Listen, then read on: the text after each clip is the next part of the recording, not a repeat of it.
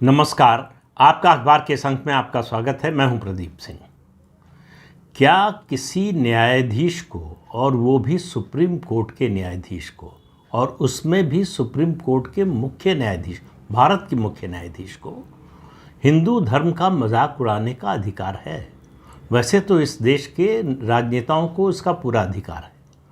आप अगर हिंदू धर्म का मजाक उड़ाते हैं, हिंदू धर्म का अपमान करते हैं, हिंदू धर्म के मानने वालों का अपमान करते हैं, तो आपके खिलाफ कोई कार्रवाई नहीं होगी, आपसे कोई कुछ नहीं कहेगा। लेकिन आप किसी और मजहब के बारे में अगर सच भी बोल देंगे तो आप सज़ा के हकदार हैं। आपको सांप्रदायिक करार दे दिया जाएगा, आपको विभाजनकारी कहा जाएगा, आपको कहा जाएगा कि आप सांप्रदायिकता फैला रहे हैं। नेताओं का तो ये चलन हो गया पिछले कुछ समय से, बल्कि बहुत लंबे समय से है। आप याद कीजिए, राम जन्मभूमि का आंदोलन कैसे चला, क्यों चलाना पड़ा? अयोध्या में राम मंदिर बने, इसके लिए आज़ाद भारत के हिंदुओं को आंदोलन करना पड़ा। आंदोलन वैसे तो 500 साल से चल रहा था, लेकिन आज़ादी के बाद भी आंदोलन करना पड़ा। तब जाकर कानून के जरिए ये हक मिला वहाँ पर अयोध्या में भव्य राम मंदिर बनाने का। और डीएमके के नेताओं को आपने सुना हो, आरजेडी के नेताओं को सुना हो, समाजवादी पार्टी के नेताओं को सुना हो, जिस तरह से हिंदू धार्मिक ग्रंथों को, हिंदू देवी देवताओं का अपमान करते हैं, वो अब सामान्य बात हो गई है। अब लोग उस पर प्रतिक्रिया भी नहीं देते।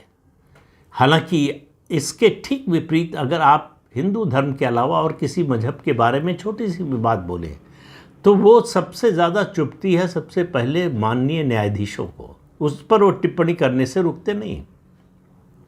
नुपुर शर्मा का मामला याद कर लीजिए, क्या क्या नहीं कहा गया उनके लिए। और वो बात नुपुर शर्मा के अलावा कितने मुस्लिम नेता बोल चुके हैं, उनके बारे में कुछ कहा गया? नहीं कहा गया। नुपुर शर्मा अगर हिंदू नहीं होती तो उनके बारे में भी नहीं कहा जाता। और नुपुर शर्मा अगर हिंदुत्व के खिलाफ, हिंदू धर्म के खिलाफ बोलती तो भी उनको कुछ न कहा जाता। तो इस देश की सर्वोच्च अदालत या अदालतों की नज़र में हिंदू होना ये अपमानजनक है, ये एक तरह से इन्फीरियरिटी कॉम्प्लेक्स है, ये एक तरह से कमतर होना है। हिंदू के बारे में आप कुछ भी कह सकते हैं, कोई रोक टोक नहीं है। हिंदू गाली खाने के लिए अभिशप्त है।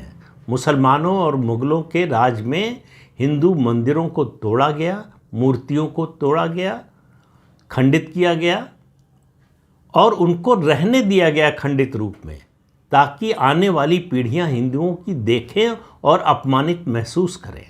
अब एक मामला आया था सुप्रीम कोर्ट में, खजुराहो का जावरी मंदिर है, जिसमें भगवान विष्णु की खंडित मूर्ति लगी है, सर कटा हुआ है।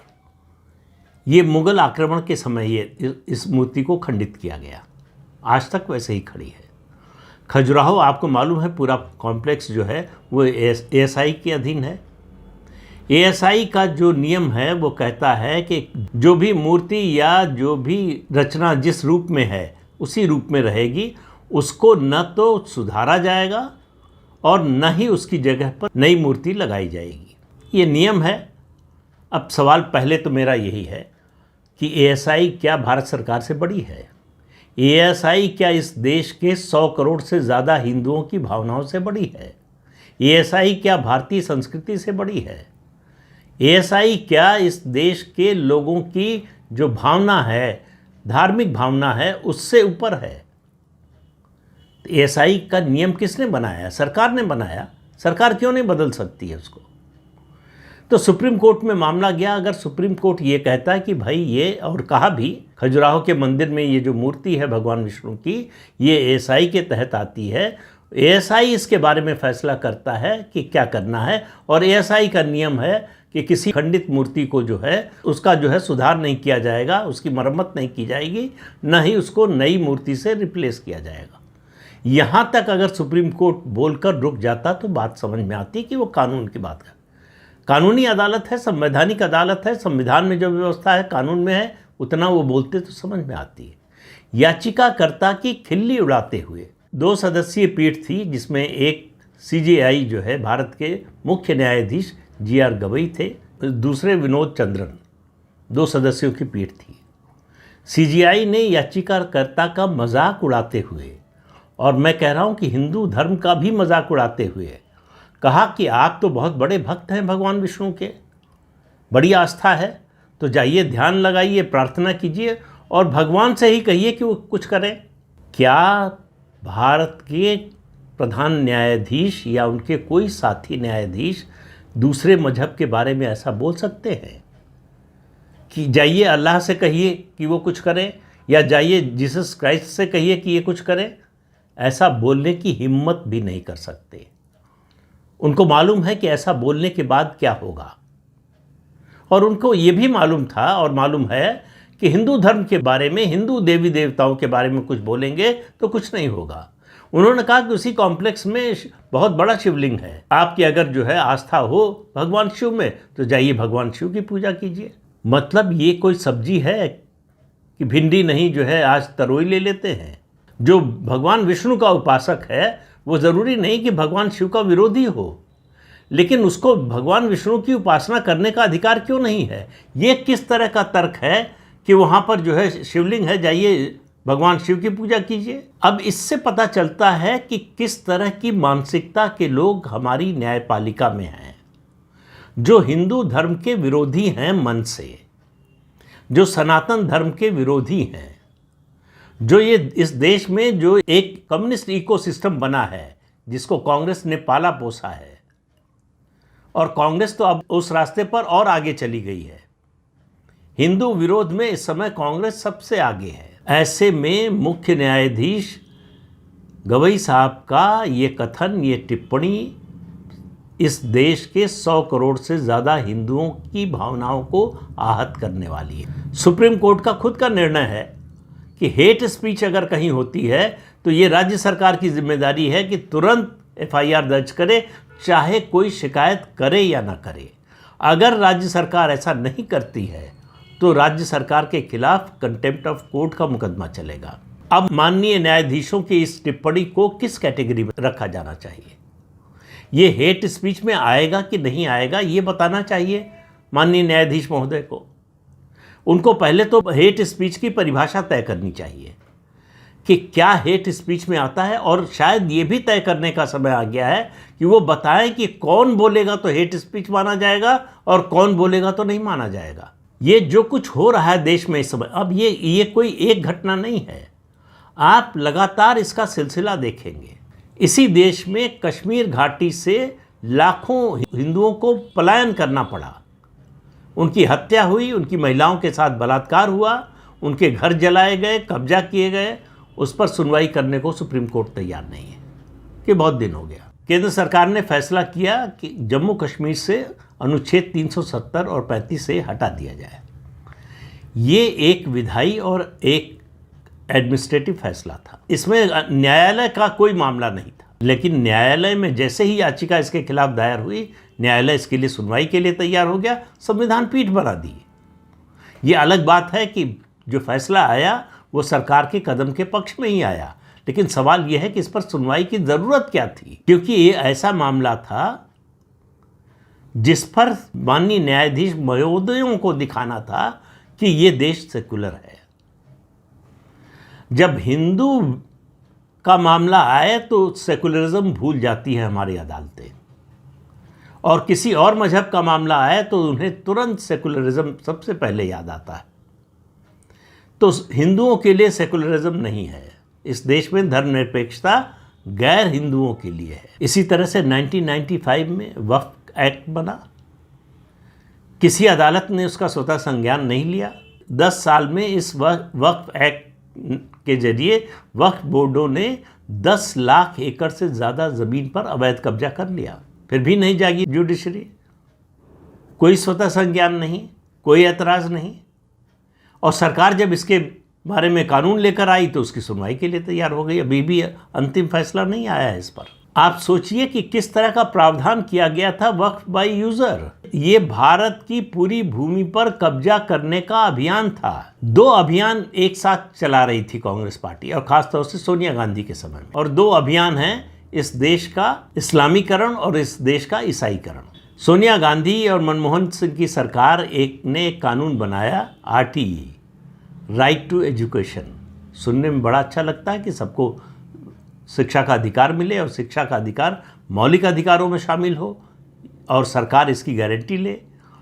ये सुनने में यहाँ तक तो बहुत अच्छा लगता है, लेकिन उसमें जो प्रावधान किए गए 25% गरीब बच्चों को एडमिशन देना अनिवार्य होगा, ये भी बहुत अच्छा कदम है। लेकिन मुस्लिम शिक्षण संस्थाओं और ईसाई शिक्षण संस्थाओं को इससे अलग रख दिया गया, इस नियम से छूट दे दी गई। नतीजा क्या हुआ? हिंदुओं के जो स्कूल थे वो महंगे हो गए, उनको फीस बढ़ानी पड़ी। यहाँ तक हुआ कि कई स्कूल के मालिकों ने धर्मांतरण कर लिया ताकि वो इस छूट का लाभ उठा सके। 2012 में मनमोहन सिंह और सोनिया गांधी की सरकार थी। मंदिरों की संपत्ति पर कब्जा करने का कानून बन गया। किसी हाई कोर्ट या सुप्रीम कोर्ट को याद नहीं आया कि ये देश सेकुलर है। यहाँ मंदिर की संपत्ति पर, मंदिर के चढ़ावे पर सरकार का अधिकार कैसे हो सकता है? सरकार उस पर नियंत्रण कैसे ले सकती है? इसके खिलाफ याचिका दायर हुई सुप्रीम कोर्ट में। आप अंदाजा लगाइए क्या हुआ। 10 साल तक ये मामला पेंडिंग रहा, कोई सुनवाई इस पर आगे नहीं हुई। और 10 साल बाद सुप्रीम कोर्ट ने याचिकाकर्ता से कहा कि आप हाई कोर्ट जाइए। ये वही सुप्रीम कोर्ट है जो बड़े बड़े लोगों को सीधे बेल दे देता है, जो लोअर कोर्ट का काम है, ट्रायल कोर्ट का काम है। लेकिन सुप्रीम कोर्ट उनको ज़मानत देने के लिए तैयार बैठा रहता है। शर्त सिर्फ इतनी है कि आप रसूख वाले हों और आप एक खास विचारधारा से जुड़े हुए हों। तो सरकारी पैसे से हट जाने के लिए सब्सिडी दी जाए तो ये यहाँ पर धर्मनिरपेक्षता का उल्लंघन नहीं होता। तब धर्मनिरपेक्ष है ये देश, ये याद नहीं आता माननीय न्यायाधीशों को। इसी तरह से हिंदू तीज त्योहारों को देखिए।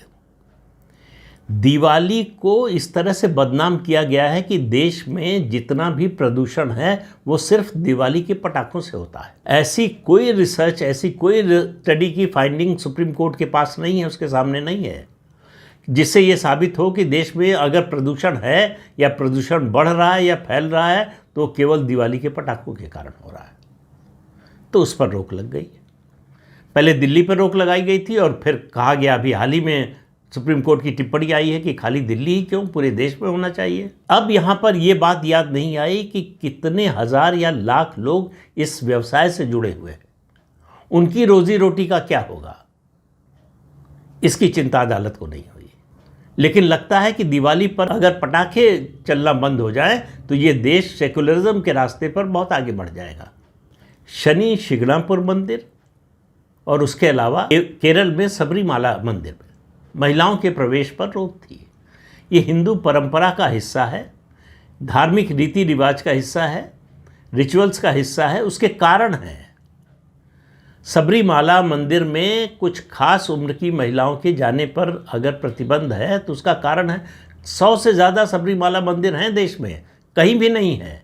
सिर्फ उस केरल के सबरीमाला मंदिर में ये व्यवस्था है, ये नियम है और उसके कारण हैं। विस्तार से इसके बारे में अदालत में बताया गया, लेकिन अदालत ने उसमें भी हस्तक्षेप करना ज़रूरी समझा कि अब अदालत तय करेगी कि हिंदुओं के रीति रिवाज क्या हों, कैसे चलें। पशु बलि ये मानवता के खिलाफ है, ये अमानवीय है, संवेदनहीनता है, तो इसलिए बंद होनी चाहिए।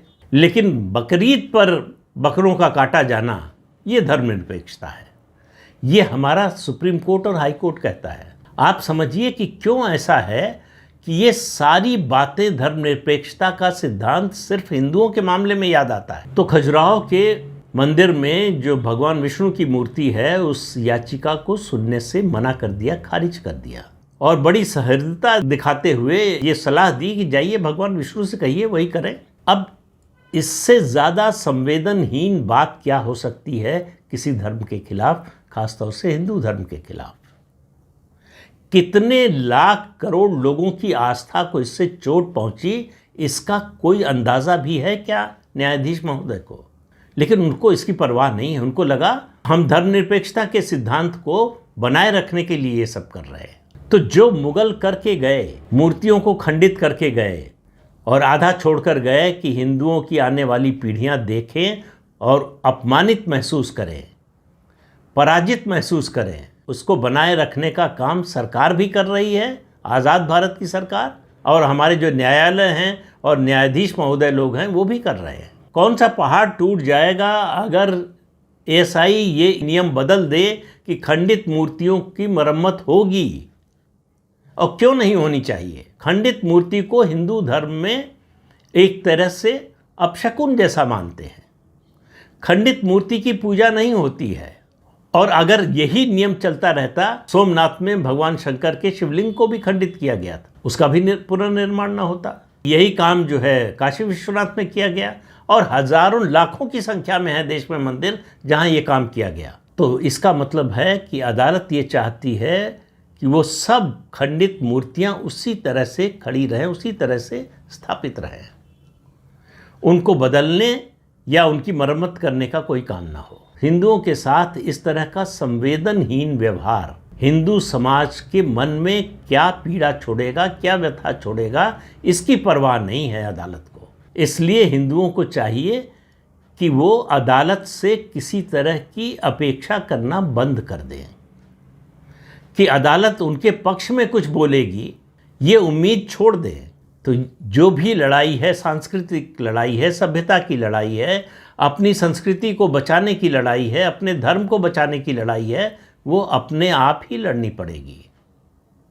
ये बात जितनी जल्दी हम लोग समझ जाएं उतना अच्छा है। तो इस अंक में इतना ही। अगले अंक में फिर मिलेंगे किसी नए मुद्दे के साथ। तब तक के लिए अनुमति दीजिए।